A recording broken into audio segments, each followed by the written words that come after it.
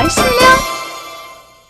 嗨，大家好，我是徐薇，欢迎大家来学客家话。今天要跟大家聊的是客家菜。第一句话，客家菜有乜嘅特色？你知冇？客家菜就是客家菜，客家菜，哇，好吃哦！徐薇从小吃客家菜长大的哦。有乜嘅这是什么？特色。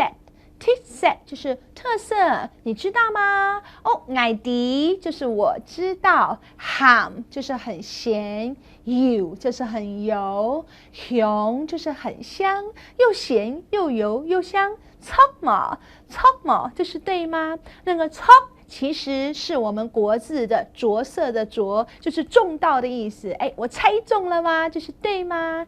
嘿呀，從客家控肉。哎，就是客家的红烧猪肉，客家控肉，好好吃哦！爱出清好食哦。再来一次，从客家控肉，爱出清好食哦。来，我们请特别来宾讲客家话给你听哦。哎，客家菜有乜嘅特色？你知冇？爱啲鹹油香出沒。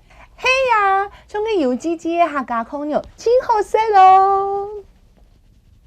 像徐薇的阿婆呢，煮的菜就是又鹹又油又香，道地的客家菜哦，所以大家要多去吃吃客家菜哦，很美味的咯。安之 say 拜拜。